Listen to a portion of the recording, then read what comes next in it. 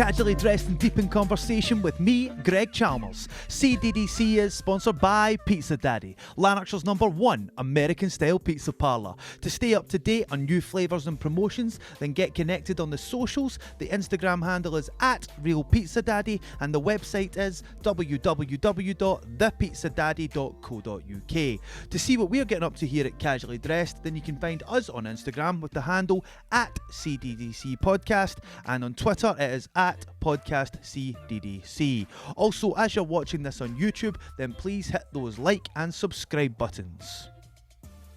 And with me this evening, as always, is my best friend and podcast and cohort. It's Christopher Shields. How you doing, mate? How you doing? Not too bad, mate. How are you? I'm fabulous, mate, as always. Our guest this evening is the world-travelling artist and illustrator, Robbie Allen. How are you, Squire? Thank you, sir. I'm very well. Thank you very much for the invite, being on your show. Well, not a problem at all, man. You're a very interesting character, and I know you've got a lot to say for yourself. So this is kind of a good way of getting it all out the road, and so I don't have to have 15 phone calls off you a day. So that. So Robbie, the kind of obligatory question that we have been hitting everybody with, considering the times that we find ourselves in, is how has your COVID/lockdown been, my man? Lockdown for me hasn't really affected me too much, to be honest, because in the months leading up to lockdown, I was kind of doing the same things. I was spending hours upon hours on my art, studying online, doing all this kind of stuff, spending huge amounts of time by myself. So the whole thing about being isolated, I'm so used to it, and I'm so used to doing it over the years, traveling, and as you know, I've spent days, weeks, months completely alone in some places. So the whole thing about lockdown hasn't really affected me too much. What I didn't like was the fact that we couldn't go out, meet your mates, do these kind of social things. But really, I spend a lot of time to myself, so it didn't affect me too much, to be honest. I would imagine that lockdown, not being able to leave your house is one thing, but you're used to sort of gallivanting around the globe and stuff like that. And that must have been depressing for someone who's used to a level of freedom. Well, it was all right for a while, to be honest, because it was kind of like I was having a break, and I decided that I was just going to go full on with working on my portfolio for a while. And I did want to travel. The temptation was there, and obviously it opened up in the summer, and we could have gone on holiday like a few people did. But no, I was all right. I was okay with staying put and just getting on with my work.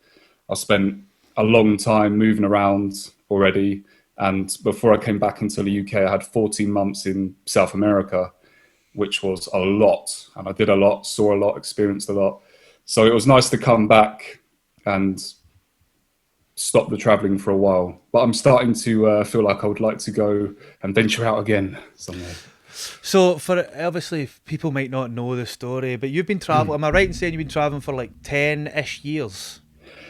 Yeah, that's right. But not. I haven't obviously been traveling the entire time. This is like me living, working, traveling abroad, all of those things. But 10 years out of the UK, which is my home. Yeah. Brighton.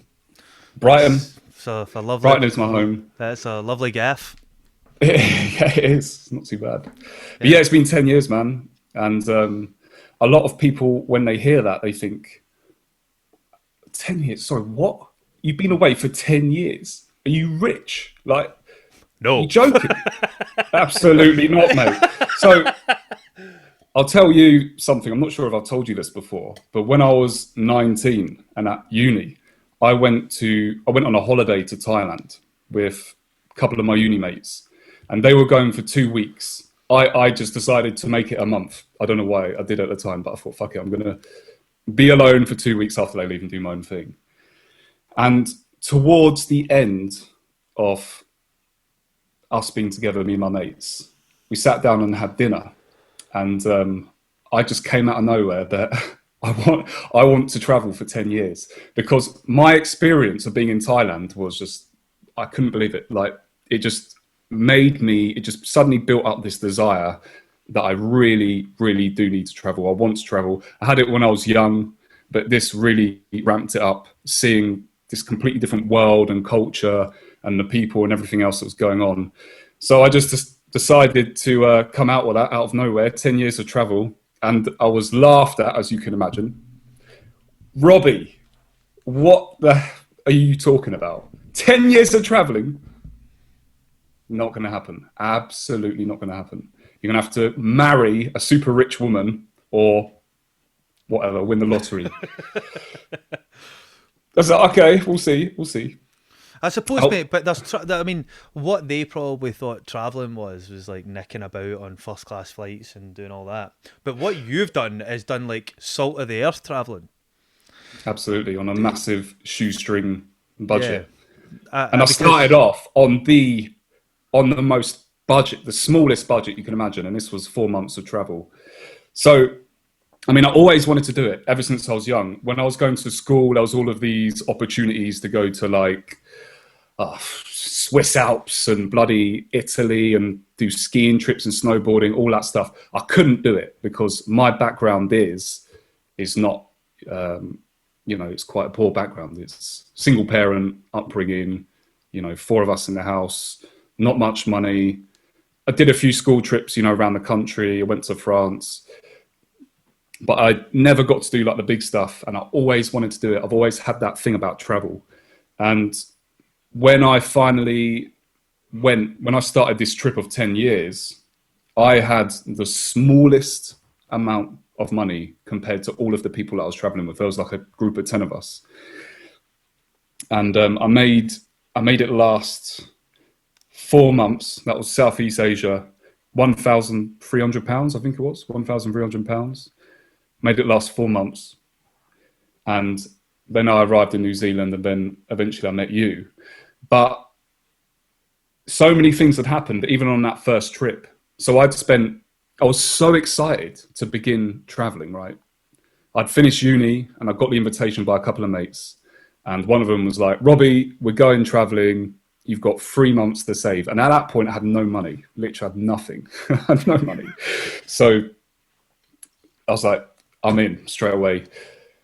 No money in the bank, no worries. So I just printed out the CVs and literally called like a load of bars and clubs. And I got 2 bar jobs in Brighton in 2 nightclubs. And I managed to save £1,300 minimum wage. Nothing, basically.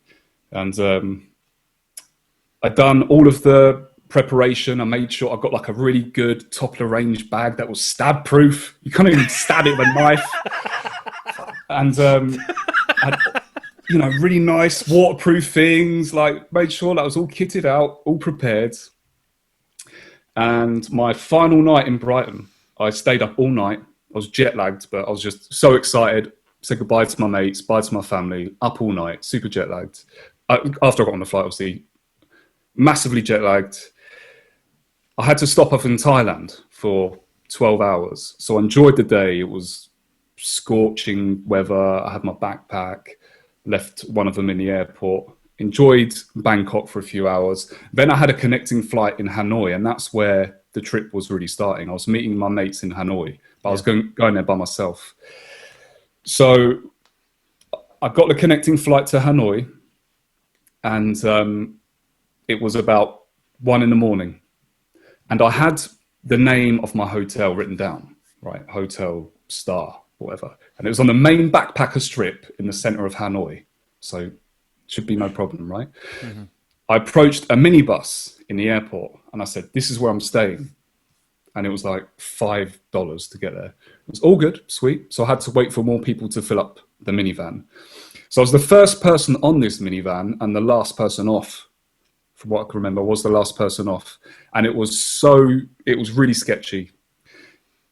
This taxi driver dropped everybody off. And when it came to me,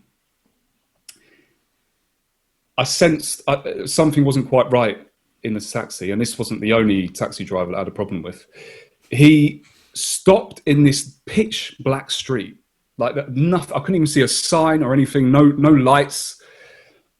And he told me to get out the van. I was like, okay. And he goes, "Your hotel here." I was like, I don't see any hotels around here. And he couldn't speak English. But he was like, "Your hotel here. Pay now." He's like, "Come on, pay." And he's like starting to get stressed and angry. And then all of a sudden, almost like out of the shadows was like these motorcyclists. And I noticed I was being surrounded. And I was like, okay, this is a bit weird. What's going on here? And out comes my backpack out of the thing. He just takes everything out. And all of a sudden, all the eyes are on my stuff. All of these guys that are on their mopeds are surrounding me, and they're chatting in Vietnamese, looking at my stuff, looking at me. And it seems like nobody can speak English. And then suddenly, one man goes, "Can I help you?" I was like, "Yes, please. I need to get to this hotel." That's where I'm staying. And he said, "Yeah, sure, I know where it is. That's on this street. No problems. Come on, come with me." Whew, relief. Thank fuck for that. So I pick up my bag, put it in his boot. I take my small, valuable backpack and I go in the front seat. And my small, valuable backpack's got my passport, money, all of that stuff, wallet. And as soon as I get in the taxi, again, something's not right. This guy's taxi meter is going up so quick. And of course, the currency is different. But it's like, it looks like there's something wrong with it. It's just going up. And he's driving really slowly. He's just really taking his time. I've never been in a car where a taxi driver, somebody who's supposed to take you from A to B, is just going so slow. You could walk at the pace almost that he was driving at. I was like, "Excuse me, do you mind? It's getting late. I need to get to my place." And he takes me to the hotel. And he stops me just a little bit over the road and on the opposite side. And I look, and I'm not sure if that's what it is. So I say, "Okay, just 1 second, mate." Took my little backpack, opened the door of the taxi, walk around, and I took 2 steps across the road.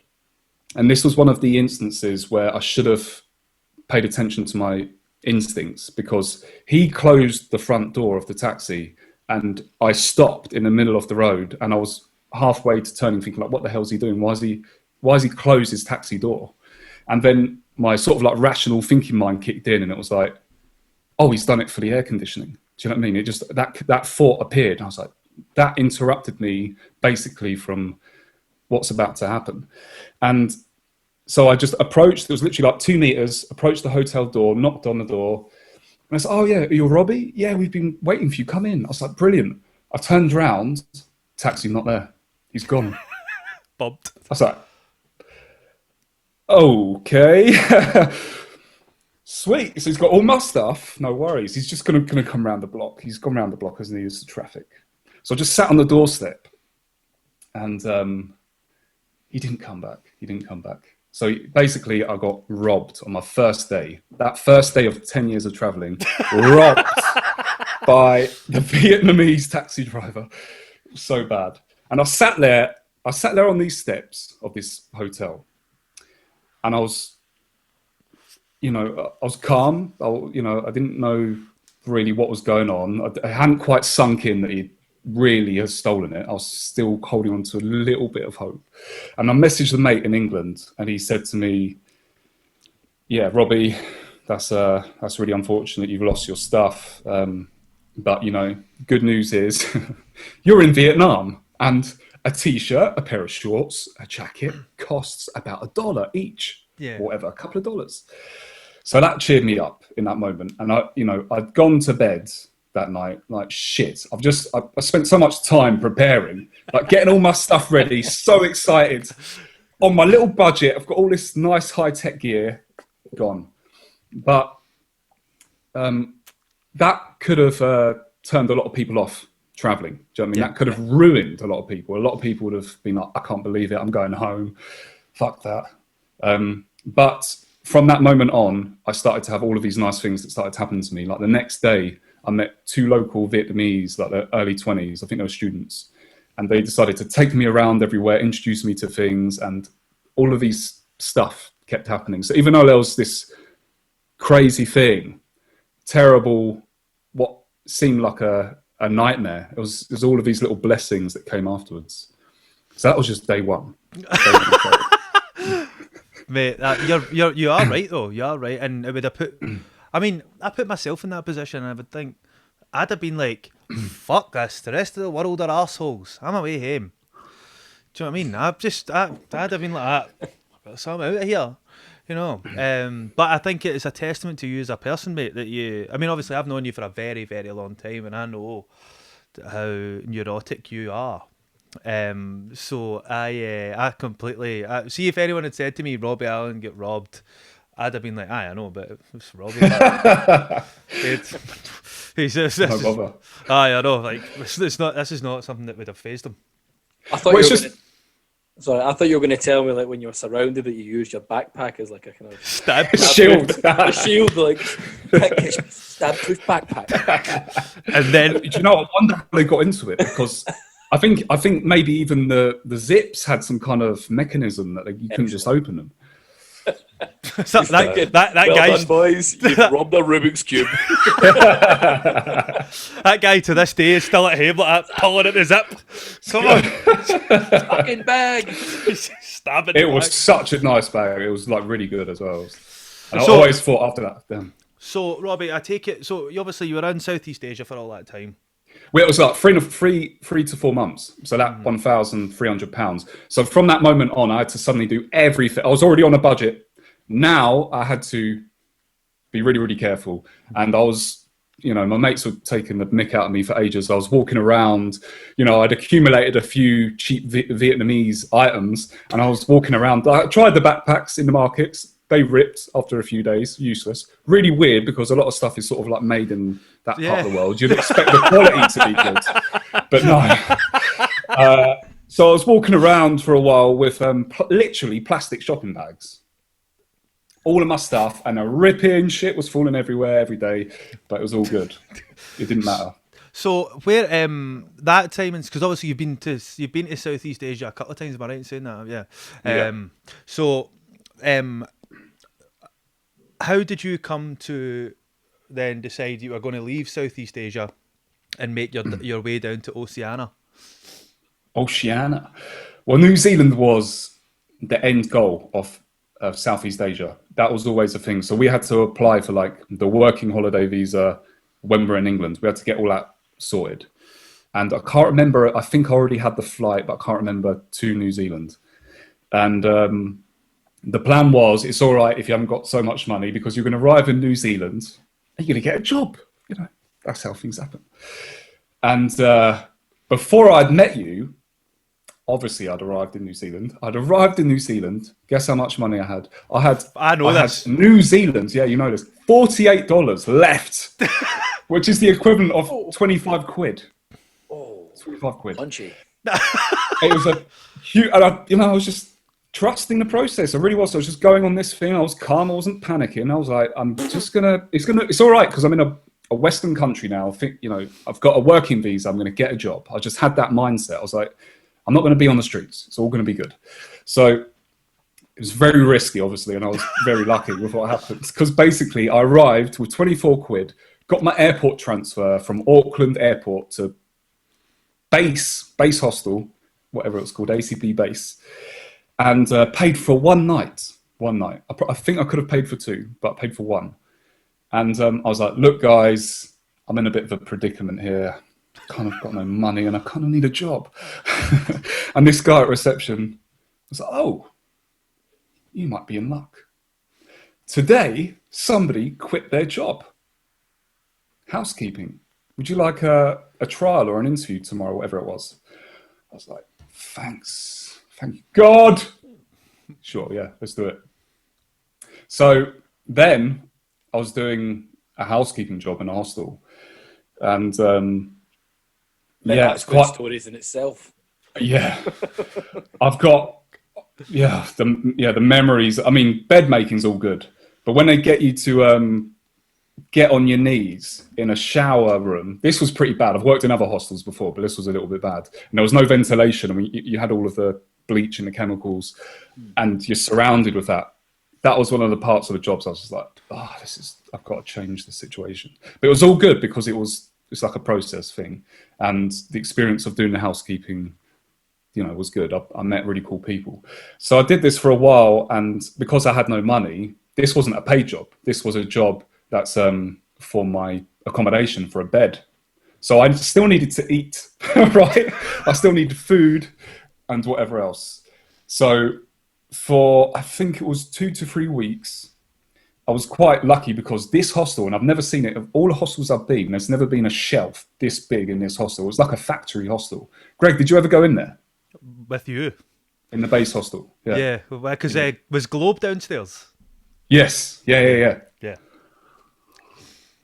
So the kitchen, I think, was kind of connected to the big living area, shared communal area, and the globe thing. And in the kitchen was this huge shelf with a sign, free food. So basically, in hostels where you go, sometimes there's nothing. But travelers who are getting on a flight and they don't want to take their food with them, they leave it behind. And sometimes you get really nice stuff. A lot of the time it's rice, pasta, basics. But in my situation, it was perfect. I'd run out of money. So I was spending the first 2 to 3 weeks living off a free food shelf in Auckland, not yet earning money, and covering my accommodation in exchange for doing housekeeping. And then I started to print off my CVs with my final few pennies, and I went handing them out. And I got to a place called Crowbar. So I printed off my CVs, went walking around Auckland, and knocked on this door. And I sort of peered in, door was open. And it I think it went downstairs. Mm-hmm. Dark, really dark. And out the shadows came this lady she was about 40-ish, early 50s. Big hair. She was like, how may I help you? I was like, I'm looking for a job. I'm like, I've just arrived here. I've got experience working in bar. She's like, okay. You know how to, whatever, mix a drink, do this and that. I was like, yeah, I can do that. She's like, okay, well, something like, come back tomorrow. I was like, cool, I'm coming. So I came back and I turned up. And this lady said, right, I'm going to give you a trial, but it depends on one thing. You have to bring in people into my nightclub from the streets in order to get a job. So it all depends on you, how well you do by getting people in, as many people as you can, and then I'll consider giving you a job. I was like, cool. She goes, have you got any experience in this before? No. There you go ahead. And she gave me a massive pile of flyers like that. And she goes, just talk, just say hello and get people to come in. I was like, okay, cool. So I was doing that, and I was obviously determined to get a job because I had no money. So I put in my best effort to hand out those flyers and convince every person who looked like they might want to go for a drink to come in and go to that nightclub. And that kind of backfired because, well, it worked, but it also backfired in a way because apparently I did too well. Yep. And I brought so many people into the place. She's like, you're not, well, I'm going to give you a job, but it's not going to be the one you applied for. You're not going to be a bartender. At least for now, you're gonna be on the streets, and you're gonna hand out these flyers or whatever. So, fuck. Okay, cool, all good, no worries. It's a job, no worries. And then I can't remember how long I was doing it for, and I was handing them out, and then this Scottish guy walks up to me. It's like, "How are you doing? What are you doing here?" He's like, "Oh mate, I'm just here for I'm a musician, just here to play music and sing some songs and write some lyrics." I was like, "Oh, coming to this nightclub." And that was you. That was me. Mate, that was, do you know that there was, that'll be 11 years next month. 11 years ago, mate. That's right. It was the 3rd of November 2009. I think, 3rd of November. That I went to New Zealand. Yeah, because I turned 22 in New Zealand. Because I think I got there, me and Craigie Morrison got there. Got there, and because I always remember we used to go to this other bar called Devo, and I used to walk down, and the view used to stand in the street, just like, and then I remember going into, because ultimately where this story ends is that I ended up working at Crowbar. I got you a job, man. I know. I got you a job. Because your old dad. You didn't even need it. I didn't even need it. I was just like, wanted the experience. I just wanted to get in a bit, because then that's how I started DJing. Because it was actually between me and Robbie on who was going to be. Yeah, we're both proposed at the same time. Yeah. One of you, sort it out between yourselves. This guy. You need to be a DJ. Yeah. And we were both there pretending for a while. We didn't know how to do it. Yeah. And then you were committed. You were like getting on the Mac and whatever it was. Yeah. DJ Braveheart was born. That's the worst. Still the worst DJ name I've ever heard in my life. What's the beat? Did she give that to you? Yeah, Did she give that to you? Because do you remember, Robbie? We were walking down Queen Street, and see where there's like a crossroads, and there's like a theatre. There was a billboard. And I remember you going like that and like elbowing me and going and pointing at it, and there was a big sign, like a billboard. Braveheart. And it was DJ Braveheart. And it was like, because I was DJing in Margaritas, and it was like international DJ DJ I don't think it was a billboard, but no, it was like like the big fucking board things that go on the side of buildings, like the big poster things. Because because the only reason I remember it, because at the very top was said DJ Reminisce, and then underneath that it was DJ Vlad, and then underneath that it was me. DJ Braveheart. It's just the worst name.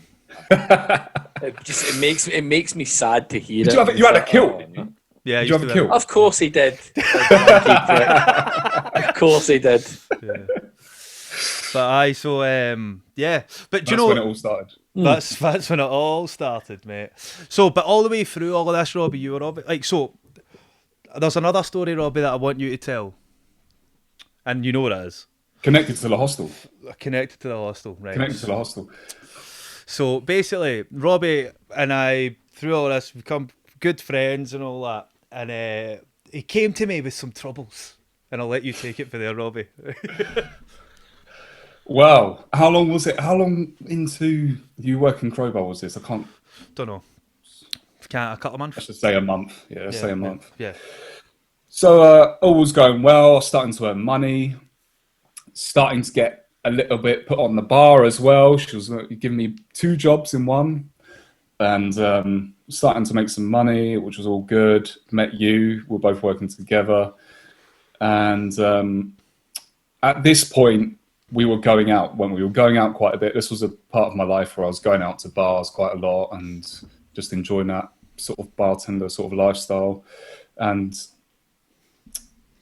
we started to meet some people, obviously. We started to meet some people that lived in Auckland, right? Mm-hmm. And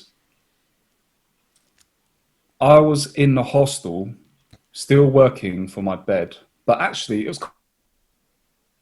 time to get out. Do you know what I mean? I was earning money. I could start thinking about maybe, finding somewhere else to live. And so on one of our nights back from one of the pubs or bars, whatever group of mates we were with, I went into a hostel with somebody that I'd met, and the receptionist guy, I thought he was my mate. And because apparently you're not allowed any guests. This hostel, forbidden. No one from the outside is allowed in. And this receptionist, can't remember his name, but he was always, always put on like a mask. He was always he seemed genuine. Do you know what I mean? He seemed friendly with me, and he was trying to be my mate and everything.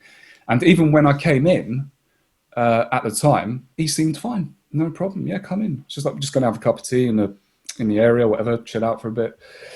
And the next morning, I can't remember if I got a note or something slid on my door or something like that.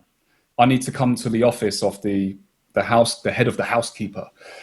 And this woman, this head of the housekeeper, everybody who was doing housekeeping, I won't say her name, but everybody who was doing that job they couldn't stand her. She was relentless. She She was like a bully, do you know what I mean, to everyone. And she was just, there was no compassion in her. She was just, one of these people. And yeah, it was like, come to your office, come and see me. I was like, okay, cool. No worries, knocked on the door. And she was like, pack your bags, get out. Sorry, what? Beg your pardon? You brought a guest back into the hostel last night. You broke the rules. It's forbidden. No second chances. Your job's over. See you later. It's like, fuck. Really? No, not even a second chance for doing such a terrible crime. Okay, whatever. So I told you. And you, at this point, well, you'd already had, I think, your apartment with... Yeah, Craig. Greg. And so I got in contact with you. I was like, shit, what do I do? Do I do another hostel? And you're like, mate, come with me, no worries. Move in with me. But obviously, it's like a rock solid ground in your living room, I think. It was like a carpet about wafer thin. And you're like, yeah, you need to get something. Do you know what I mean? You need to sleep on something. You need a mattress. So I don't know how this happened, but we ended up borrowing a mattress from the hostel. And I think it was our Chilean mate, Jose, who was a co-conspirator, wasn't he? And he was the one that took the mattress out of the hostel at about 3 or 4 in the morning. And we were waiting on the streets. What was that? Was it through fire? It was through the fire. I remember, right? I still had a cup. I had a cup full of bevy. I'm standing in the street, heavy steaming. I'd filmed this. I've still got the video somewhere. And standing in the street, heavy steaming, like, hey. And then Jose. And it was on a night out. It was. We'd come back after having a few drinks. And Jose's like 2 floors up. And he like cracks the fire escape. And I'm sure he was still on his shift. I'm sure he was still working or something. So cracks the fire escape. And it's like, you know, in New York, how you see like those steel staircases that go up the side of the buildings. It's like that. Yeah. So he's out there with this double mattress. Fucking throws it onto the street. Me and Robert trying to catch the fucking thing. And then the two of us. So if you can imagine like Buchanan Street in Glasgow, right? Imagine we're starting at like the Sereno Centre and I stay at the Royal Concert Hall, right? And it's a bit of a walk. It's at least 10 minutes. Me and Robbie have got this mattress under our arm. Just like that, running up the fucking street. Robbed a mattress at the fucking hostel. Yeah. But then actually, do you know, it was at that point, Robbie, because I don't know if you remember that we used to just spend our days, you would sit and draw on my balcony and I would just sit there and play the guitar. We'd get in at 5 in the morning. Yeah. And then in the mornings, kick the girls out. And then him and he'd just sit there and draw portraits of me playing the guitar. And it was a simpler time, mate. It wasn't. We're waking up quite late and we'd get in the sun shining on the balcony. Yeah. And then we'd go pretty much every day playing football, and that was good. That was a good experience. So, Robbie, obviously, we've spoken a lot about travel so far, right? But people also need to know that you are a world-class artist, right? Yeah, right. I mean, not yet. Right. Listen, you're a very humble man as well, mate. But yeah, you're incredibly talented, and thank you. So, of all the places you've been in the world, where has inspired you the most as far as taking it to the pen? My goodness, what a question. That is not easy to answer.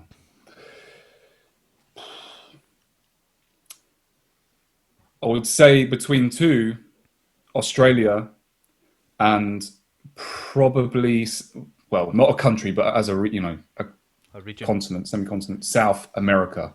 Traveling around South America, because I was doing a lot of plein air paintings of the landscape, and I was drawing a lot of the local people in the different cultures there. That to me was amazing. But also in Australia, I had an incredible experience, and in New Zealand. So it's really hard to. See, artistic-wise, Australia, New Zealand, and South America. See, I thought you would have said Japan. It was an amazing place to visit and travel to. And I love the culture, I love the history of Japan, all of that stuff. It's had an influence on my work. But I didn't, in terms of me producing work and being inspired by the place while I'm there, I didn't do that much when I was in Japan. Do you know what I mean? I was just doing a lot of traveling. I've been a couple of times, or 3 times actually. I've been with a girlfriend. I've been with 2 mates, and I've had different experiences. Do you know what I mean? So it wasn't really like painting. But in Australia and New Zealand, because I had so much time, I was living there for years, right? Australia and New Zealand. I was able to really take things in and paint the people, paint the landscapes, get inspired. And the same with more recently Patagonia and San Pedro Desert in Chile, the north of Chile, and places like Peru and Machu Picchu. I was sketching in all these places that I was visiting, and that was just incredible for me. And things like Machu Picchu, I always wanted to do a sketch or a painting, and I did it at the top. Oh, did you? At the top, yeah. It was just a small one, but see, I always think, Robbie, there's a level of spirituality in your artwork. And that's why I was asking you about the inspiration, because obviously you're going to these, you were talking about Machu Picchu, obviously it's got a huge history behind it, and you being the sort of individual that you are, I know that you would tap into that on a kind of a different plane than your average tourist, Yeah, probably. It's hard to say really, but what I can say about sitting and sketching in a place as an artist, compared to, because I take a lot of pictures too, do you know what I mean? I'd go around and take loads of pictures, but there's no way of capturing and remembering so much of like what was going on, like all of your senses in a place, with when you compare taking a picture to doing a painting on location. Totally different, because whenever I do that, when I look back on a painting later on, I remember the sounds, I remember little bits of conversations of people walking by, the light changes, the temperature, all of this stuff, the whole sensory experience comes back. That's incredible. I remember all of it. But on a sort of spiritual side of things, if you're amongst huge crowds of people, it's quite difficult to sort of like get really feel the place. Do you know what I mean? Like feel sort of the energy of the place. But every now and then crowds move on. Do you know what I mean? If you're staying put in a place, if you're an artist and you're there, or you're just enjoying the views, you've got a higher chance of taking things in properly if you're not in a rush as well.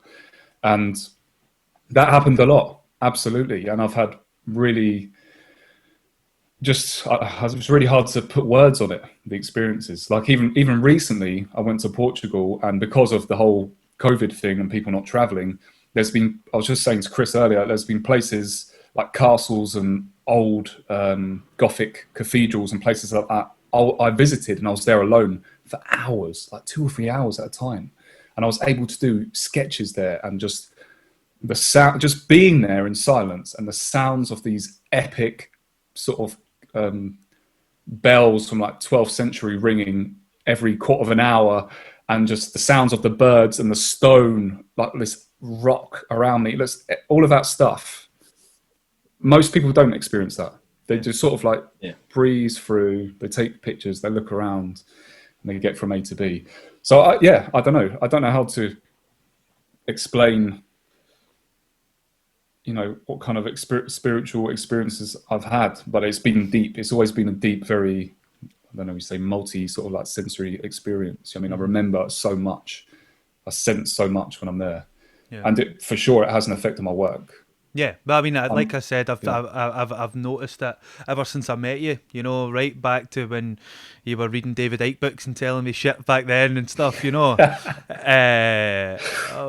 I mean, and obviously seeing you working all the way through. That was on the balcony as well, by the way. Yeah, I know. But I tell you, one of the most excited I've seen you was when you and I went to the Old Man of Storr. I think that because I don't know if you know this, Chris, that Robbie is Scottish.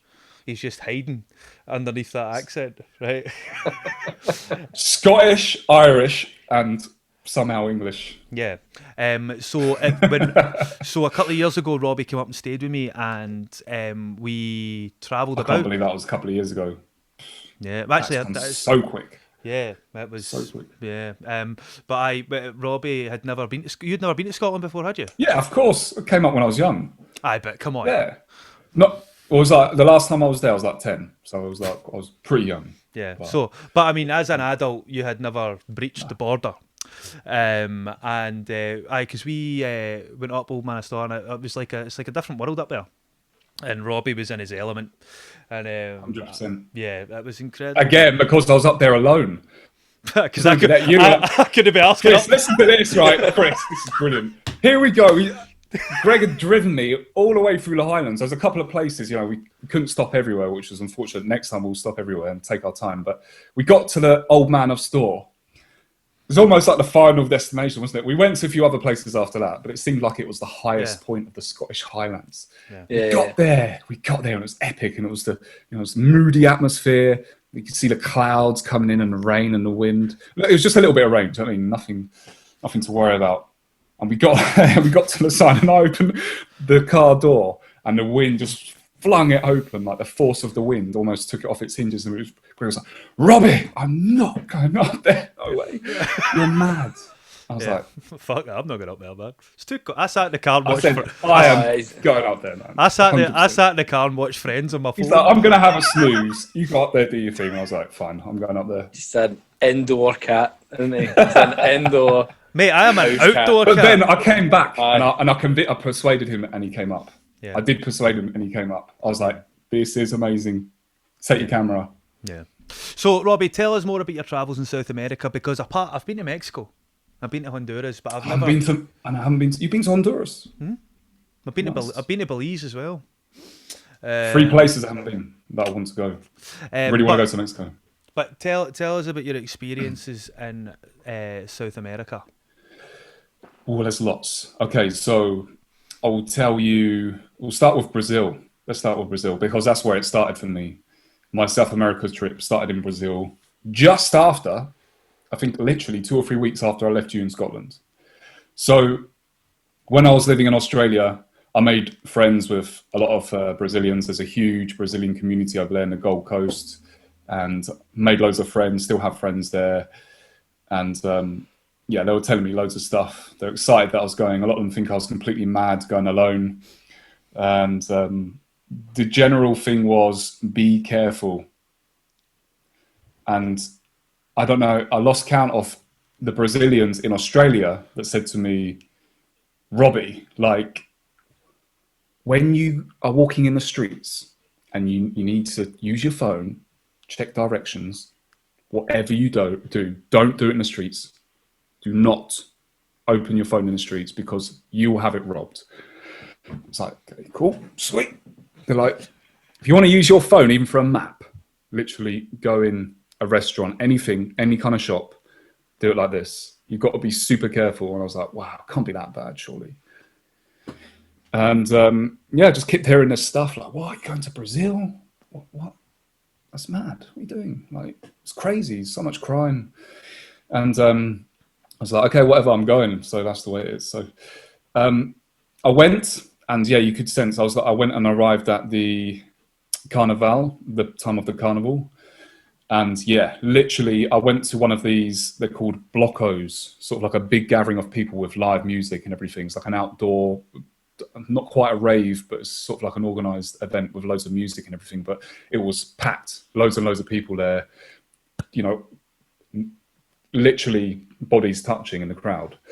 And I can't remember sort of what time it was, but I remember feeling suddenly, I had like denim shorts, and denim obviously is quite tight. It's hard to take out or put in anything. And I had my wallet in my back pocket, and I felt a hand grab the top of my wallet, but he couldn't pull it out. And literally I turned to face whoever that was, and all I saw was this arm just disappear into the crowd. He was that quick. He didn't take my wallet. He didn't, because it got stuck. But I couldn't see him. I didn't see his face. I just saw the hand disappear, and he sort of squirmed his way through the people. But that was, first night was all good. I didn't get robbed. But I was super careful, and I travelled around. Ended up being 5 months that I spent in Brazil. But I got to one town called Maragogi, which is supposed to be safe. It's like a holiday resort town. And there was no travellers, really, there was not really many people there at the time, and I was doing a mural in a bar there, and I was living with some Brazilians. And one day on my way to the bar, I had my backpack with my camera, all my valuables, my computer, all of that stuff. Had my backpack with me, and I thought, before I start work today, I want to go for a swim in the sea. I love doing that. And so I just sort of walk past the bar and I think, I'm going to leave my bag in the bar. Put my bag in the bar, all good. Lock it up, come back out, go to the beach. All I have with me is my phone, not this one. And I walk to the beach, go for a swim. Nothing, there's nothing to be worried about. Doesn't look like there's any shady people around. Just, there was a couple of families enjoying paddling and all that. And there was like a sand dune to my left as I was walking along the beach, and when I went in. And I noticed, but I didn't look over properly. I think I just glanced. It looked like kids. They looked like little kids because they were like down on the sand dune, like body looked really small. And I just didn't really pay any attention to them. On my way back, I was walking along the beach and completely relaxed. I was listening to my music. I didn't sense any danger, nothing like that. And all of a sudden, now you can tell me, both of you, your opinion, what this was, right? Your opinion. The first thing that comes to your mind, because obviously some people are religious, some people are spiritual, some people are philosophical. What would you think if this happened to you? What would you explain it as? So I'm walking along the beach. Everything's fine. I'm totally relaxed. I'm almost back at the bar that I'm working, literally 200-300 meters away. And out of nowhere in my mind is like this kind of faint but very clear voice, but it was a whisper. It was more like a whisper, but very clear. And I couldn't tell if it was a male or a female voice. It was just, and it said one word: run. Now, firstly, think about that for a second and then tell me what you thought that was. So, run, okay, that thought, or whatever it was, it appeared in my mind, but it sounded like somebody had said it, okay? Then I instantly, similar to what happened to me in Vietnam, my mind, my whatever, thinking mind, monkey mind, whatever you want to call it, kicked in and was like, run? Why on earth would I run? I'm like 200 meters away from the bar. Got my flip-flops in my hand. I'm listening to music. Sun is shining. All is good. I'm not running. Stupid. Literally 10 to 15 seconds later, I notice a football comes in my path. And following the football is one of these, what I thought was a kid sitting on a sand dune. And he's got very open, sort of smiling body language. Looks like he's gesturing as if he wants me to kick the ball with him. I'm like, okay, cool, whatever, I'm going to kick the ball with you, no worries. So he's sort of like, the ball comes towards me and I'm sort of getting myself ready to like pass the ball back to him. And all of a sudden, two more figures appear, and almost like a split second later, loads of yelling. And then suddenly there's like this transformation of these expressions. I look up and I see their faces. It's kind of, really hard to describe how it was, but they were not friendly looking at all three of them.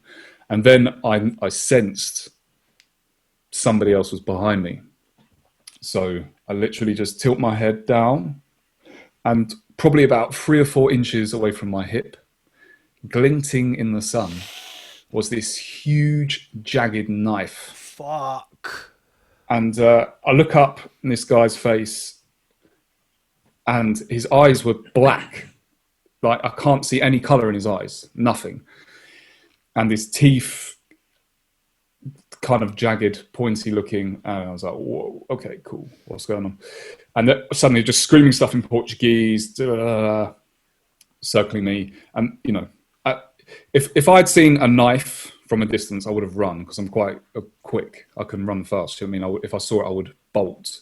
But this knife literally was just there. Like, it could have punctured me so easily. So I just had my phone in my hand. I was like, there you go. Sweet. Take it. They were checking me. I had a towel. I don't think I had anything else. It was just the phone and the headphones. And they took that stuff. And after that, I was not so. I mean, of course, I was upset and angry that I lost my phone, but I was more upset with the fact that I'd not paid attention to that warning, wherever that came from, 10 to 15 seconds before. And there was no reason, there was no sense of fear or danger. So it wasn't like, I was like, whoa, this guy's coming towards me and he's got a knife, and then I got the thought to run. It came out of nowhere when I was in a completely calm, relaxed state. And yeah, that sort of hit me. And these moments like that kind of, I don't know what you'd call it. First, I'm going to ask you, what would you call it? But let's just say intuition, for argument's sake. I've had so many instances where this intuition kicks in, and it's like, turn left, go straight, or open this door. And when I've done it, when I've acted on these things, it's led to something good and not bad. And where I haven't, where I've listened to the thinking mind that overrides that, whatever it is, something bad has happened. Yeah. So what do you think it is, both of you? What would you say? Is it literally like a whisper in your mind that came out of nowhere? It's an interesting one. I don't know. I think it maybe, it's almost like a kind of if you're a religious person, they would say it's maybe the voice of God or Jesus or something like that. Spiritual, some New Age person might say it's your guardian angel or something like this, spirit guide. Somebody else might say it's a version of yourself, and it might be some part of your subconscious mind or something as well. I think, to me, it kind of seems like it's a little bit of a kind of like an animal instinct almost, isn't it? There's that kind of the whole, like, kind of harps back to the kind of fight or flight, kind of, because you can pick up on atmospherics and these sort of, like you could, all of a sudden you kind of went, it's the little things that just kind of twitch you. And I don't know, for me, I would say it's kind of like a deep kind of animal instinct. There's something in the back of your mind that's noticed something, like, because I mean, you're forever seeing things in your peripheral vision that you don't really kind of consciously acknowledge. That's true. But one thing I did popped into my mind, I wish I'd said it earlier. That's obviously, you saw the knife. I know. That stab-proof backpack. Mate, do you know what I tell you? It was big backpack. You've not been walking on the beach. See, if I had listened to both those instincts, I had that stab-proof backpack, and it'd been pow, and he'd have been off. Chris, like Teenage Mutant Ninja Turtles. Yeah, exactly. Huge. Chris, I genuinely, when Robbie was saying that about the knife, I glanced up at you and I saw your eyebrow raising, and in my head I thought, he's thinking about a stab-proof backpack. Wait, you wish I had that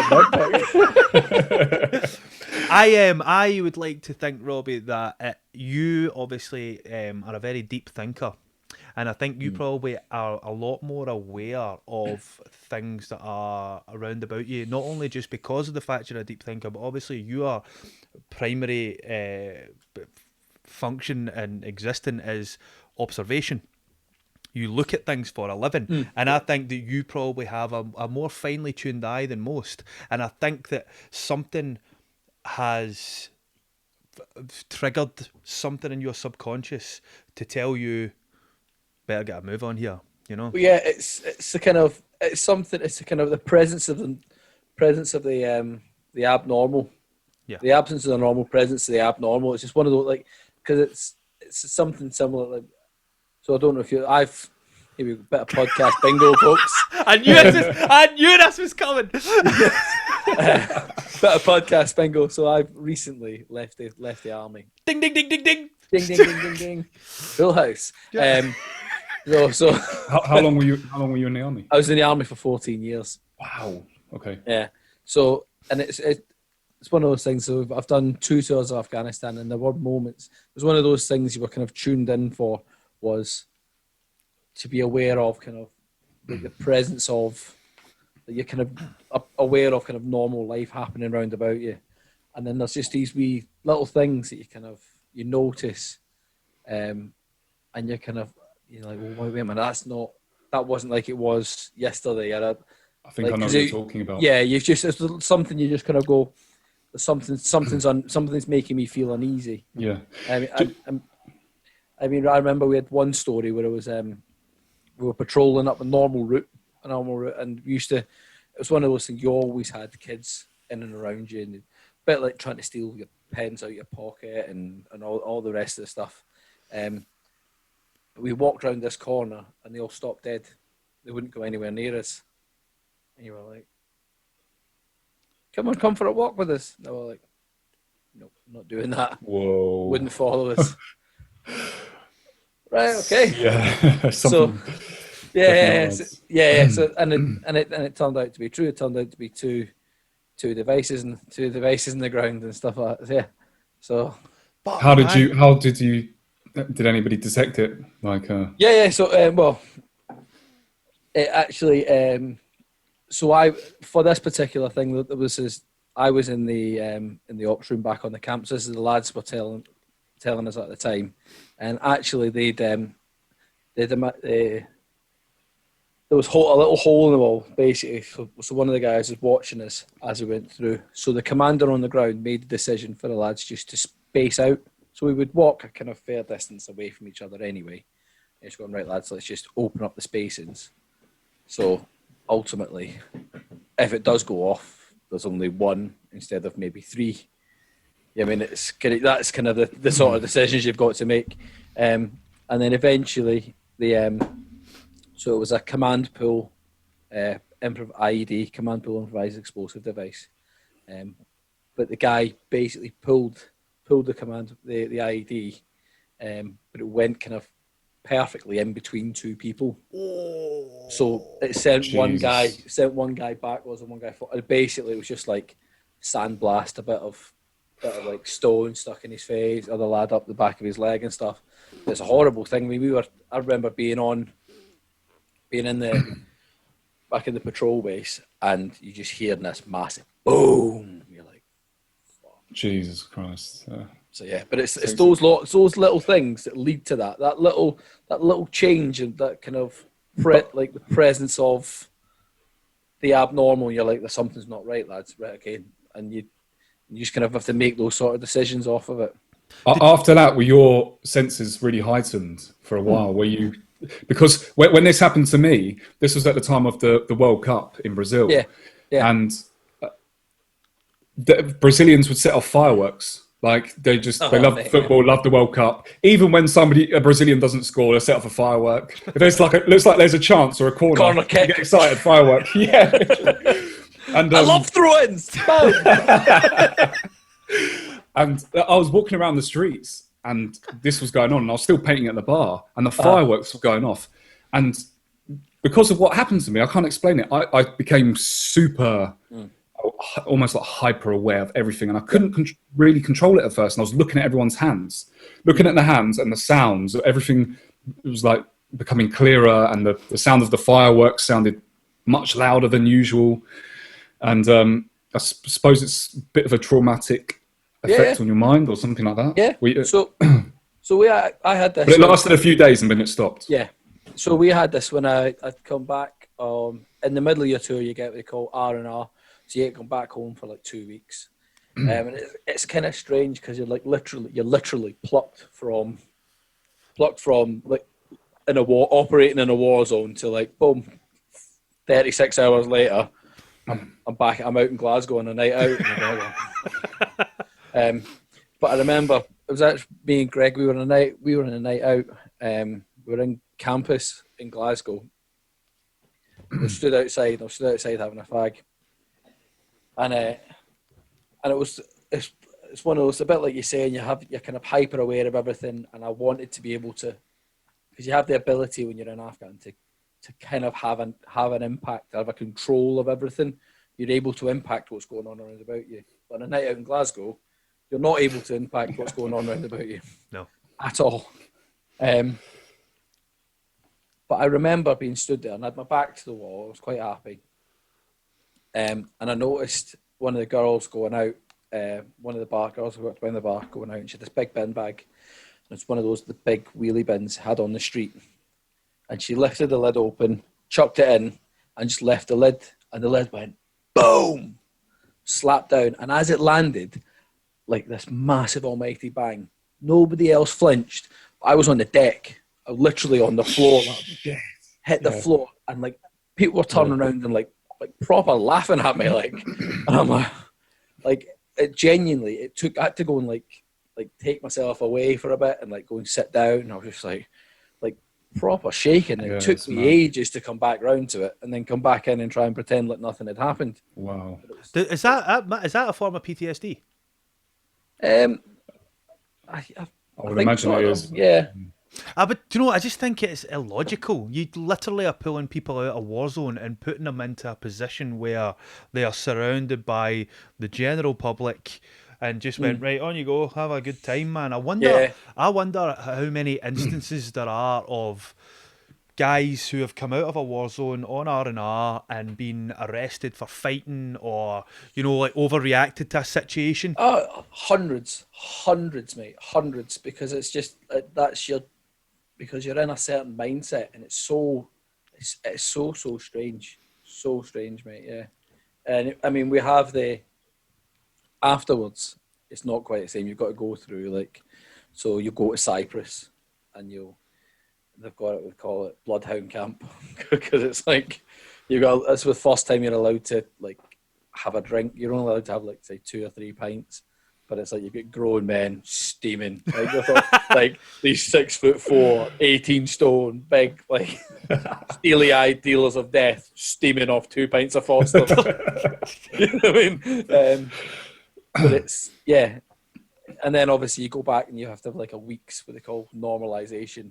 You're basically just in camp getting drunk for a week because and then you get sent home. So you're kind of more gradually brought into it, but the R&R thing, it's just a blur, complete blur. Wow. It's one of these.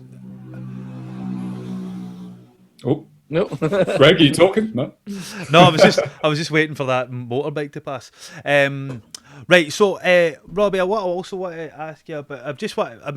You have got travel stories coming out your arse, mate. So have you got any more ones that are going to make my jaw hit the floor? Absolutely. Well, firstly, I'll just say, I think, you know, from those like little experiences that I just described, I think it's, you know, important. I mean, it's not necessarily related to travel, but every day people might not pay attention to their instinct or a gut feeling or intuition or whatever it is. And I think you should. Do you know what I mean? Because even when it tells you, Greg Chalmers, start writing a song, and you're like, I'm working in an office. It's not really appropriate right now. No, start writing now because here comes the words. You should act, I think. People should do it because a lot of the time I think people don't.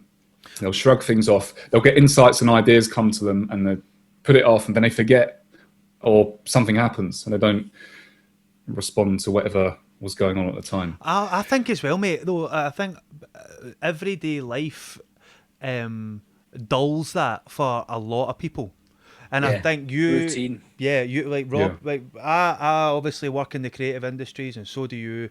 And obviously we are open to that sort of stuff all the time. And I think it's, you know, when you must hear people saying, "Oh, inspiration just came to me," you know. But I think for a lot of people a lot of people will wait for inspiration before they start taking action. Yeah, but I think that people who work or who have a more routine-based lifestyle are probably more inclined to just, if anything comes to them, they push it to the back of their mind and stuff like that. Whereas you and I are both in a position where we can go, right, and we know what that is. We know what that wee voice is or what that feeling is, so you know when to act. Absolutely. But at the same time, we can be in a routine of doing our creative thing and we can be sitting ourselves down as professionals at our desk, beginning to write, beginning to draw, whatever it is, painting.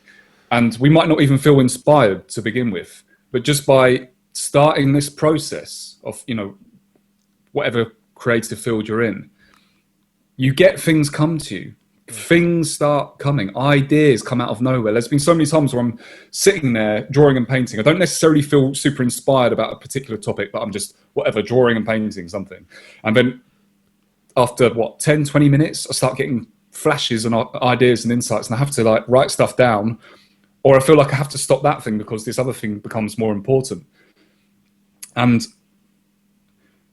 I think habit, it depends what it is. Do you know what I mean? Because our habits serve us. It's important to have some structure. Do you know what I mean? You need to, you can't just be like, oh, I'm waking up whenever I want. It's important to get up, be a professional, turn up to your desk without expectation, I think, and just begin the process, because I found that whatever inspiration comes when I'm working, I do get ideas and flashes of ideas when I'm not creating. That does happen.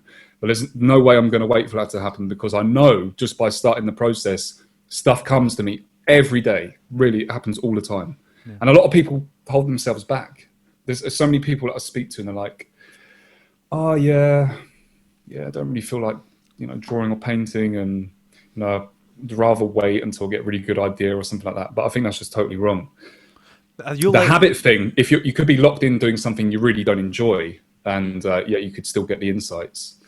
I find that the things that work for me, a lot of my ideas come from being in extreme heat. So, so I don't know whether there is a scientific thing about this. So if I'm really, really warm, you're in the wrong country, mate. I know, yeah. What you do? Just put a couple of jumpers on and get into bed. No, Greg in a wee cocoon and it's sweating in a cocoon in his room. Scarves, hoodies, Eskimo. Yeah, three bar fire on. Get my hot water ball. I'm feeling creative.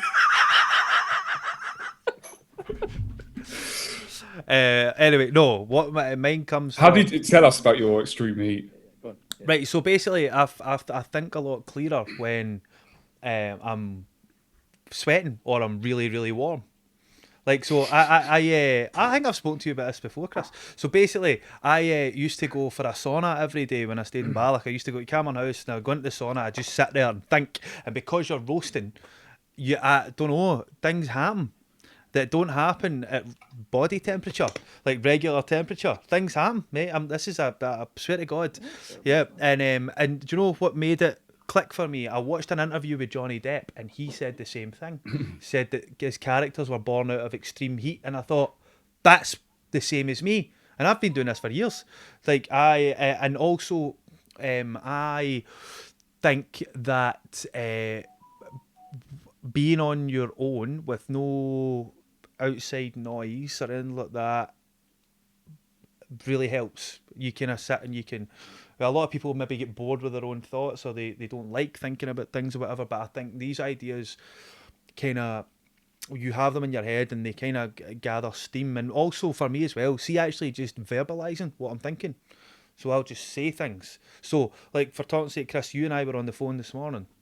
Yes. And then what I was talking to you about and the way it was going, I was actually discovering that as I was saying it. But because I'm actually, it's coming fresh out my mind, and because I'm verbalizing it, it doesn't get stuck in the mud inside my head. It actually is out there as a... It doesn't get interrupted as well. Yeah. Because you're saying it. Yep. And instead of you just thinking it, if somebody's around you, they could just bring up another topic, and that could get lost really quick. And so, because I went through a phase of just recording myself talking on my phone. So I would just talk. And then, like any ideas, I would talk it through, like walk through the stages of it, because thinking about it, you're distracted. I mean, I'm like a magpie, man. I just get shiny things. Oh, so if I'm actually talking it through, it has my entire attention, and I can walk through the idea. And I think having see what you were talking about there about doing other things. It's like using a separate part of your brain. So doing like doing a mundane task, any mundane task, cleaning a car, painting a wall, it suppresses the part of your mind that is the part of your mind is doing that bit, and it frees up the other part of your mind to wander the hills of your subconscious and explore and discover brand new special places. And that's where ideas are born. Indeed, very poetic. I think that's, to be honest, that like a lot of the other ideas, I think it's one of those that I haven't really ever thought of it myself, because I mean, purely because of the environment that I've been in for the last wee while. You're kind of it's a lot more process driven, and you have to be proactive at times and reactive.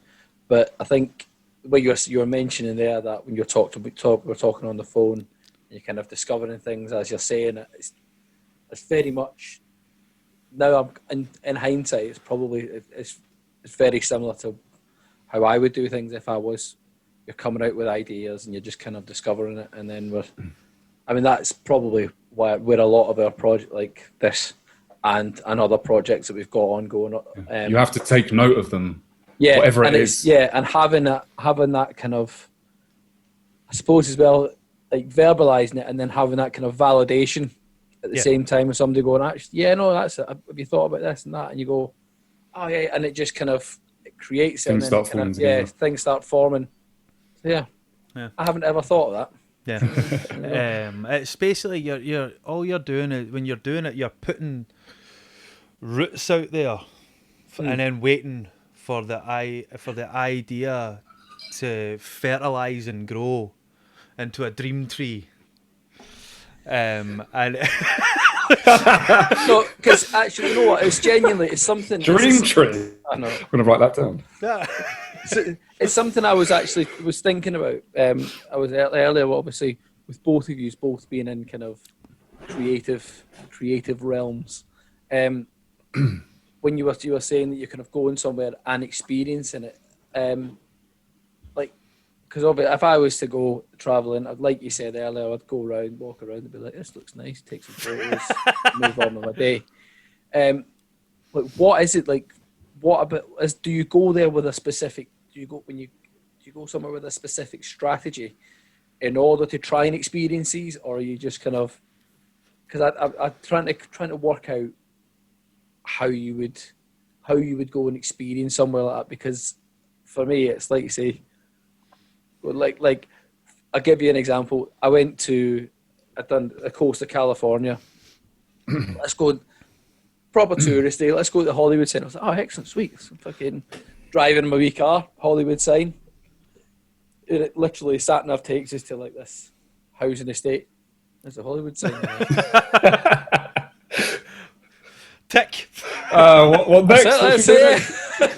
Well, that was good. Let's go. You know what I mean? So, but I just wonder, like, so what is it? Do you go there with a specific strategy in order to experience somewhere, or do you just kind of let it happen? Can I just quickly jump in? Actually, I'm just going to quickly say, see what you're talking about, Chris, there, about just roll in you and then away you go. Mm-hmm. I think you have to be in the correct mindset to be ready to experience somewhere on a slightly different level. And I think for any of the times that I've been abroad or whatever, for example, I was in Ravello on the Amalfi Coast in Italy a couple of years ago, and I was there working, but because I was there to fundamentally to go and photograph the place. So when I showed up, my mindset was different than just being a guy on holiday. Do you know what I mean? It wasn't lads. And so because I'm going there, and so your mindset is different, so you look at things differently. And I think because of that, you experience things absolutely more deeply. You know, and Ravello has had I mean, it's a beautiful place, but it has had a lasting impact on me as a person.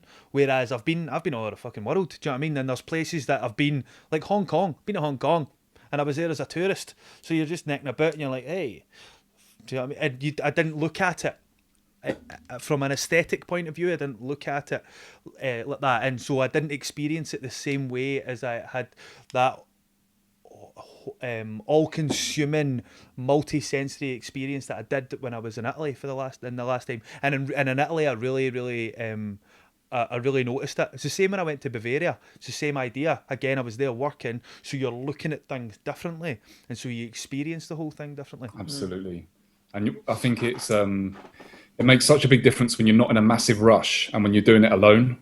Yeah. When you're not in a group of people, you're not part of some tour thing. That's why I'm not really a fan of tours. People ask me, "Oh, did you do this and that?"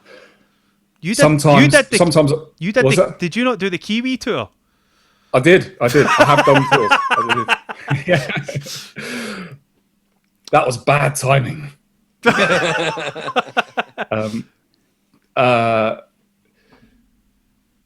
I think when you're alone, traveling alone, you've got so much more opportunity, and you can just really, literally go where the wind takes you. I think that's the difference. When you're with a group, or if you're with mates or whatever, girlfriends, you always have to deal with what they want to do as well. When you go alone, you can walk down any street and I'm going to go here. Oh, that looks kind of nice, this alleyway. I'm going to walk down here. That's literally what I was doing recently in Portugal.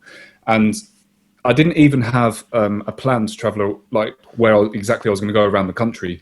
I knew I was flying into one place, I was going to go down to one place, and I was flying out from another place. And in between, it's all open to possibility. And I don't have like any kind of strategy, or I don't plan too much. Usually I'll book, and I'll make sure I've just got my accommodation, and then I'll just turn up. Usually that's what I do. I'll just turn up, have a chat with somebody who works at the accommodation, get a map, don't really use it anyway, and just kind of follow like my instinct. And a lot of the time there's a couple of paintings I posted recently in Portugal, in Lisbon, and I found them not by following a map. I didn't follow people's directions. It was just me walking, exploring the streets, going at my own pace, and discovering really beautiful locations. And it was like, I should paint here. I should at least do a sketch. Do you know what I mean? Sit down. And I found that to be the most rewarding. And that's when you take things in a lot more. But it's difficult because not everybody wants to travel alone. Do you know what I mean? Mm-hmm. Yeah. It's a tricky experience. I think it takes a certain type of person to travel alone. You've got to be comfortable with your own company. I think nowadays people are... I mean, if you travel on any train up and down the country... Well, before lockdown, people are not used to being alone. That's a matter of fact. People are just not used to being in their own company very long. Most people. Do you know what I mean? And I think what I was going to say about the train is that if you go on a train in the morning and literally every single person is looking at their phone. Yeah. And it's because people don't like to have nothing to distract them, rather than look out the window. I mean, for talking's sake, I stay in the west coast of Scotland. I used to get kicked out of school in secondary school for looking out the window because I was just so bored with whatever I was being taught. I was like, daydreaming. I was getting kicked out for daydreaming. Sorry to interrupt you. That's all right. But I stay in the west coast of Scotland, and you get it's a beautiful part of the world, and yeah, everybody's still like this. It's mental. Yeah, even on my trip, because a lot of the time now people rely on maps. They rely on satellite navigation. You visit a new city, a new town, and it's like, right, we could have a big map, and basically you're advertising yourself as a tourist immediately. As soon as you take that out, no problem if you're in an area where, there's nothing to be concerned about. But if you're a thief or a criminal and you see somebody do that, easy target. And so now what people are doing is, obviously they're using Google Maps a lot everywhere. They're using this satellite navigation to go everywhere, discover this place, the next place, and they plan out the whole day. I don't do that. The complete opposite. I will use a map sometimes if I want to get to a specific place and I know that I've got a short amount of time. But most of the time I'll just go out. General direction. Where's the coastline? Cool. I'm not going into the wilderness of nothing. It's all good. So, Robbie, where would you say has been the place that has left its mark on you the most?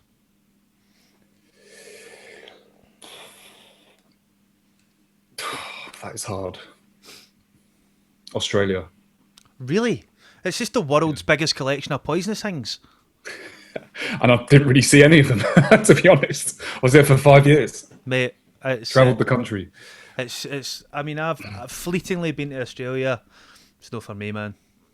It's too hot. But they've got it's too hot. I've got too many inspirational thoughts in Australia. Just came back almost too inspired. Oh, I was over inspired. Step on the plane, this is too much. Yeah. What's happening? Just like, you know what? Like, I was going to be too creative, so I just had to about turn and just Yeah, buy a couple of jumpers and get a hot water bottle. Go for a right steamy bath. So why Australia? I think probably being there for a long time kind of had something to do with it as well. Do you know what I mean? And I lived in different cities. I got to know different kinds of people, and I really liked their sort of laid back attitude, and the natural environment in Australia is unreal. New Zealand is as well, but the whole sort of Australian culture, it's, you know, take it easy, enjoy the little things, experience life. And I think that maybe that's why a lot of Brazilians flock to Australia as well, because Brazilians are very similar. They're very, you know, they're enjoying everything, very animated and enthusiastic towards little things that we take for granted a lot of the time, like the beach or the sun and things like this. I was going to ask you, Robbie, have you been to Yeah, Colombia? it's hard to. Yeah, Have you been to Colombia? I have. So I did it. I did. Yeah, I went to Colombia on my trip, South America trip. How was that? Yeah, Colombia wasn't what I expected. I thought it was probably going to be the most dangerous place in South America, but it definitely wasn't. Oh, really? I think it's changed quite a bit. Yeah, I travelled around the country and just trying to remember. I had a good experience. Had a good experience in Colombia. What Just saw a about lot of places and. what about the rest of South America? Well, I went down to Patagonia, right? That was something I always wanted to do. I wanted to do when I was in Auckland, not long after I met you. There was a lot of Argentinians in my hostel, and they were like, "You have to go there, Patagonia." And I did that. Had my literally like my house on my backpack, on my back in a backpack for 4 days, and I did trekking, camping, hiking, all of it, and all of these different landscapes. That was incredible. But it was just an amazing experience. When I went to San Pedro Desert, in the north of Chile, that was purely on bit of intuition. Go there, and I got a flight. I think I was in Santiago, Chile, and I got a flight to the north of Chile. And when you arrive in this town, it's full of tourists and tours, and they're trying to sell you buses to this, jeeps, this, that, and the other. And I thought, I don't want to do that. I've come here to enjoy the desert and paint. I'm not going to. And I didn't have a driving license on me at the time, so I couldn't rent a vehicle myself. So I was like, okay, what am I going to do? I can rent a bike. And I rented a bike for 4 days in the desert, and I went cycling around. And the things that I experienced, it was incredible. Like some of the hill, it's not like a flat desert with nothing there. You've got volcanoes and epic mountains and salt lakes and sort of mini little forests. It was just unreal. And I was cycling for hours and hours and hours every day. Had a bottle of water, which would finish quite quick. And it was risky. There were other people doing it, but I was alone. And it was unbelievable. And I could just stop anywhere I wanted and do a little. So many people rely on doing tours, that, you know, and all of that stuff, and doing things in big groups. I think you've got to experience stuff alone sometimes when you travel. Do you know what I mean? It's so important. So what was it? What was it about that desert in particular that made such an impression on you? What hours of cycling and just seeing the colours. It wasn't like a bland, like a lot of Australia. You can drive for hours, you don't see anything, and it's really flat, and it's just like red earth. But this was totally different. There was like all of these different colours in the landscapes, like rainbow colours, and all of these valleys. And you cycle up one hill and you'd come speeding down another, and it was just an incredible experience, like going on a bike, the ups and downs. And I don't know, I was just getting this just pure enjoyment from being on the bike, having the sun shining and just seeing this landscape and just feeling so much like appreciation for everything. It's really hard to explain, but I just had it uninterrupted. It's like total serenity. I think doing it on a bicycle was probably the best way for you to see it then, rather than doing it out the window of a car. Yeah, absolutely. I saw a lot of the tour groups, they got off and the people would flock out of the vans, whatever it was, literally running around taking their pictures. And I'm there just going at my own pace and How many miles did you cover? How many what? How many miles did you cover? Oh, I didn't have anything to record it. A lot. Wow, man. A lot. That. What else? So there's, things like when I got robbed in Vietnam, things like stuff can happen where people can really panic and you think, oh my God, what am I going to do here? I had an experience when I was in Japan. This was the first time I went to Japan. I think it was 2010 after New Zealand. And I was with two of my mates at the time. And I was doing couch surfing at the time. This is another thing. Couch surfing is, I think I might have brought it up to you a long time ago. And a lot of people's first reaction is like, what? You want to go and stay in some stranger's house on their sofa? You're mad. You get raped, you get killed, you get robbed. That was literally the first thing that came in my head. Staying in someone's, you're going to get You're going to have an asshole like a broken cat flap. Just take like a little sidestep onto this couch surfing thing. It's an amazing community all around the world, travelers that join up, and it is safe. I mean, you could basically what happens is people get a profile, and whoever stays at their place, it's almost like a review thing. So people will say what it was like staying with them. So if you're not sure, you can choose somebody's house who's a verified member. They've had 2,000 people stay at the house. They're all positive. You're like, of course, it's going to be fine. Do you know what I mean? But yeah, if you're going to go and you're just going to stay at a random person's house and there's no information about them, then that's a bit silly. Do you know what I mean? But otherwise, it's incredible. You can go. I had so many amazing experiences doing couch surfing, and I was treated like a family member. I did it in Japan. Was the first country I did it in, actually, but it was on. I think it was it on another trip? Not sure. But Japan was the first country I did it in, and I did it in Malaysia, the Philippines. I did it in Australia. I did it in Brunei. I think I did it in Indonesia as well. And it's really amazing because you're just treated so well by people, and they open their doors to your house. Sometimes they're not even there. They leave the key and they just trust. It's all built on trust.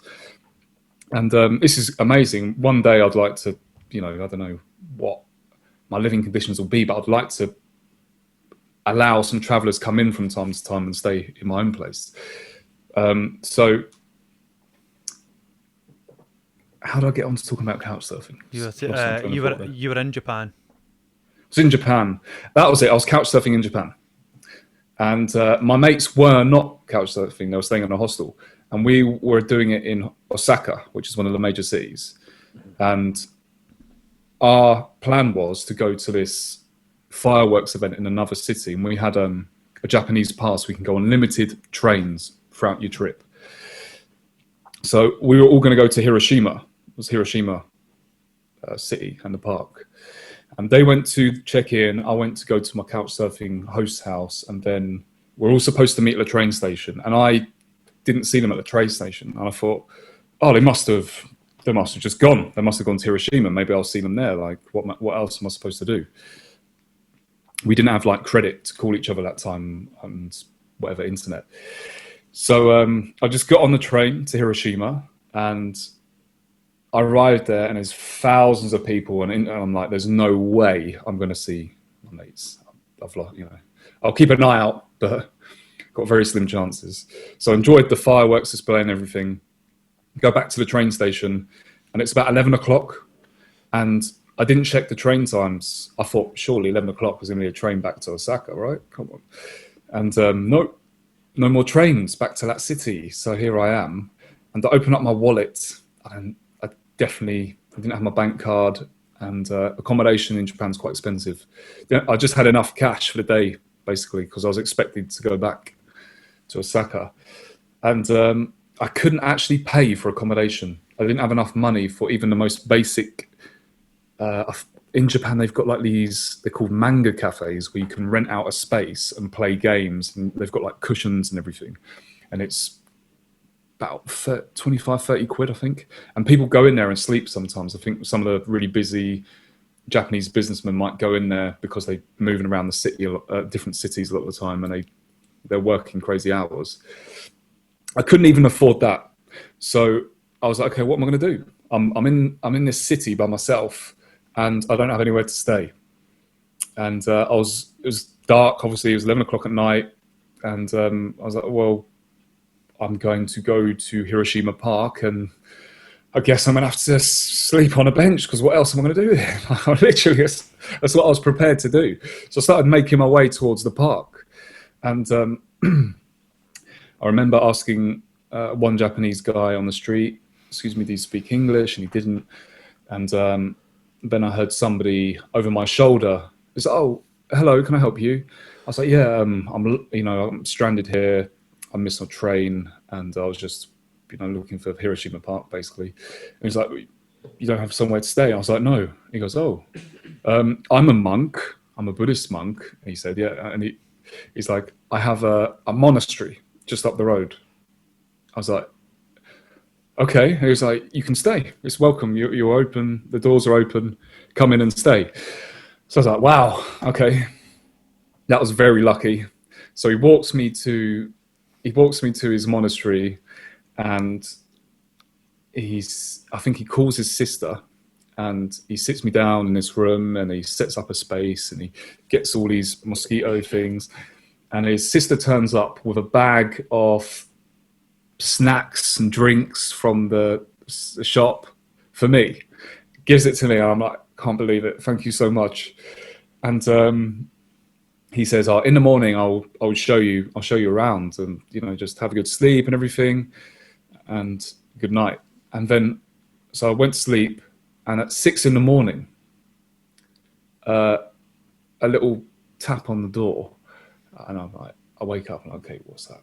Open the door, and there's this guy he looked like he was about 120 years old, hunched over, and he just comes in with this tray of food, like breakfast, and he just lays it down in front of me and sort of gestures like, that's for you, and turns around and walks out, and I'm like, wow.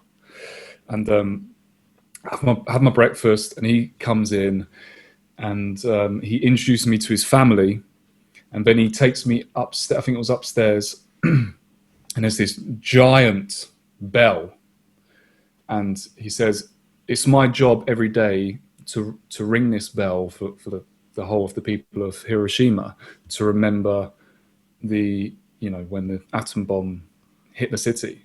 So it was like a remembrance thing. They strike it every morning. Wow. I think it was at 8:15 or something like that. And he says, would you like to do it?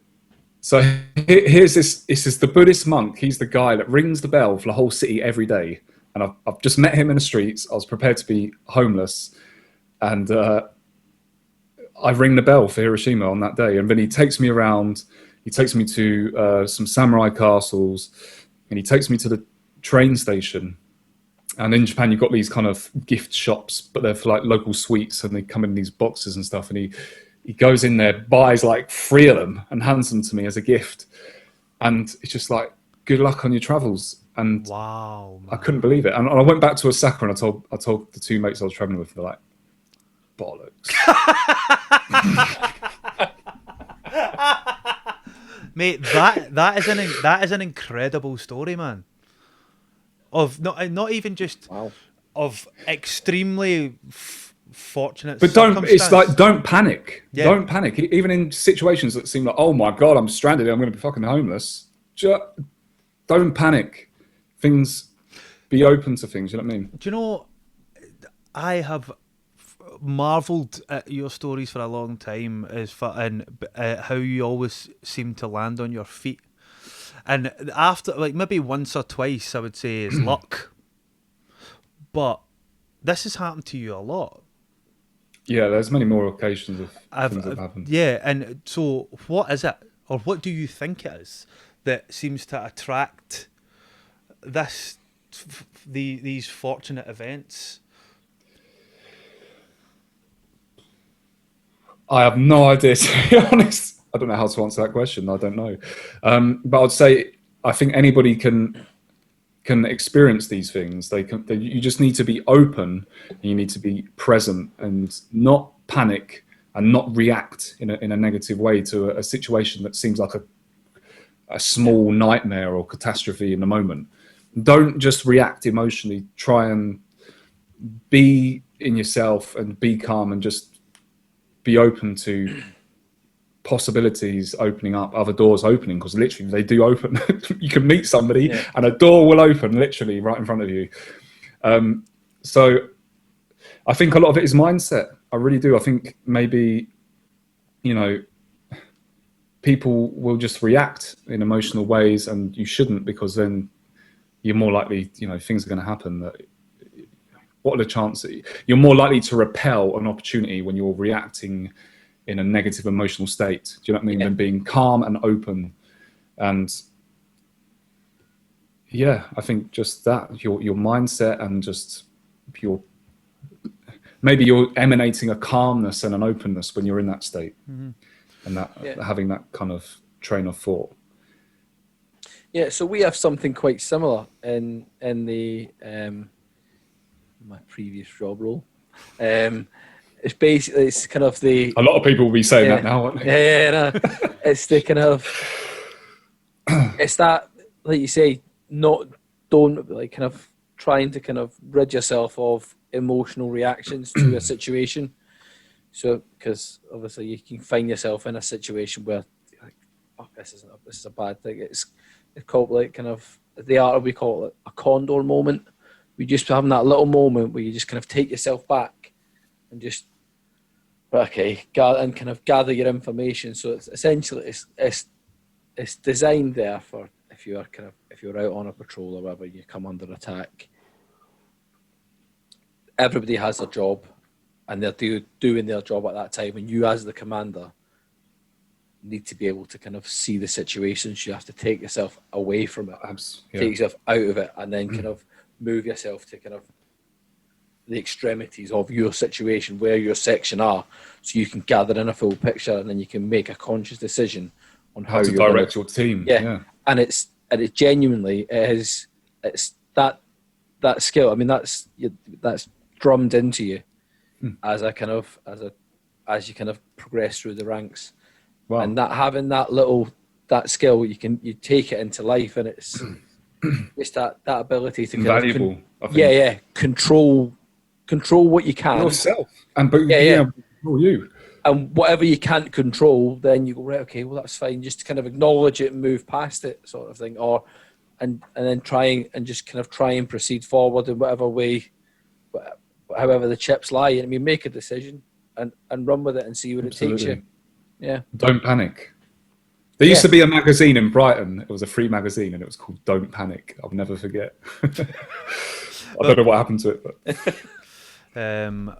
Right, so guys, I think we've been talking for a very long time. So how long have we been talking for? I don't know. I have no idea. I try not to look. We could talk so much more. I feel like I could.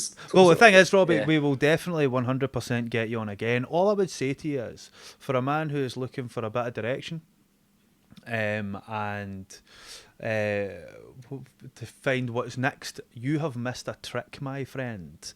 You should be writing a book, and it should be accompanied with your artwork.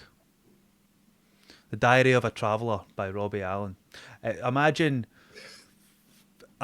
like a sort of Lord of the Rings, but rather than the Shire to Mordor, it's to Brighton and back again. And instead of a ring, it's a stab-proof bag. Yes, gonna make my own. At least make it stab-proof and steel-proof. No, but cannot be robbed. But genuinely, Robbie, you have a myriad of anecdotes that I think would not only be an inspiring read for people, but I also think it is almost like a hitchhiker's guide, as it were. And you've got a whole plethora of experience that I think you should you should pass on to the next generation of travellers, as it were. And the fact that you have captured it not by camera phone like everybody else, that it has been captured in the most beautiful artwork. I genuinely think, mate, that you really need to look at that option because you are a very good orator, and if you speak if you write as well as you speak, then I think it would be an engaging read, mate. I really do, and I think that should be that should be an avenue you look at. Definitely, I'll definitely consider that. Thank you very much. Not a problem at all, mate. Definitely a nice idea. Do you know, this is in stark contrast to the way that I usually talk to Robbie, where I'm just on the phone going like, "Yeah, fucking dick." Go on, fix your hair. What are you doing that for? Comb your hair, you prick. No, but in all honesty, mate, just before I sign off just now, that we will definitely get you on again because your stories are incredibly entertaining, mate. But I'm going to sign off just now, Robbie, so thank you very much for coming on, my man. Thank you both. Thank you, Chris. Lovely to meet you, man. And No problems at all, man. Right, okay, so thanks for listening, folks. Please hit those like and subscribe buttons.